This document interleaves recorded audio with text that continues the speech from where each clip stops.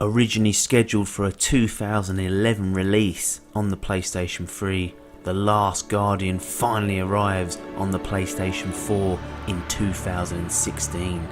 Sony have revived a game that looked destined to lay on the cancelled game's scrap heap. But is The Last Guardian worth all the effort that has been put in? Stick around to find out.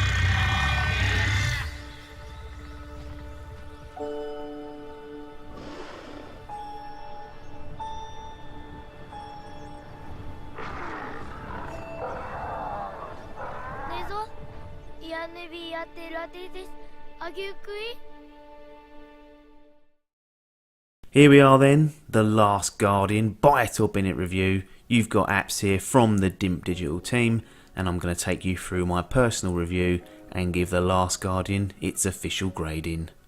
Let's kick things off with my cards on the table. First off, I've played and enjoyed both Ico and Shadow of the Colossus, so I'm well versed in any previous creations from Fumito Ueda and his team. However, I have only recently played both games, probably in the last 18 months, 2 years ago. Shadow of the Colossus, in fact, I played no more than 2 months ago. So to put it bluntly, I haven't been waiting, the 7 years that it's taken since being revealed. So I'm not on that same level of anticipation for The Last Guardian. Don't get me wrong, I was looking forward to it, but I wasn't really yearning to play it after being promised something and then thinking it was gone and then it reappearing at last year's E3. So I'm not in that boat. I've played them, I know what to expect, I liked them, but I can't put myself in the same boat as those that have played Shadow of the Colossus on the PlayStation 2, for example. Finally, I played this on the PlayStation 4 Pro, which actually has some frame rate boosts when played on a 1080p resolution. There are reports out there suggesting that if you play this on the stock PlayStation 4 or the PS4 Pro with the 4K upscaling included, there's a drop in frame rate in certain portions of the game. So keep that in mind, that my experience might be different to yours depending on what setup you have played. The Last Guardian is a puzzle platformer in my eyes. Sure, there are moments of action, but the bulk of what you'll be doing is working your way through various puzzles and obstacles that the game has to offer. You take control of an unnamed boy who wakes up in a mysterious castle complex with no idea how he got there. And alongside him is a huge hybrid beast named Trico. The name of the game is to find your way home, and to do this you are going to need the help and trust of the giant Trico. Let's talk about Trico off the bat. One of the best video game creations I have ever seen. Trico feels alive. The animations, the facial expressions, the mannerisms that Trico possess are astounding. It is the best execution of a living, breathing creature in any game that I have seen. The game is centred heavily around the relationship and bond that develops between yourself and Trico. Having Trico feel so real and so believable is what makes The Last Guardian work with this central theme. The narrative that plays out is top-notch stuff as well. A masterclass in building relationships within games, and something that really struck a chord with me. Graphically, I think The Last Guardian is gorgeous. There are certain parts of this game that look absolutely incredible. The frame rate is passable on PlayStation 4 Pro. There are a couple of dips, but nothing game breaking. Overall, for a game that has been stuck in development hell for so long, I think they've done a cracking job at bringing it to life on the PlayStation 4. With that in mind, many people will want to know how the game works, what you'll be doing, and how it plays. This is a puzzle game, as I mentioned, so you'll be navigating through the environment using Trico to help you overcome obstacles that block your progression. At first, you'll merely use Trico as a vehicle to get from point A to point B.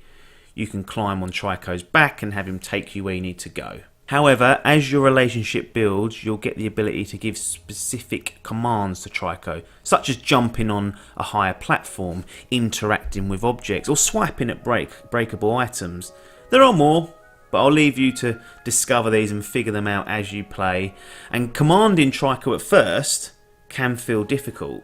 Much like a real living and breathing animal, Trico doesn't always respond or react in the way you'd like, which can leave you stumped at what to do next.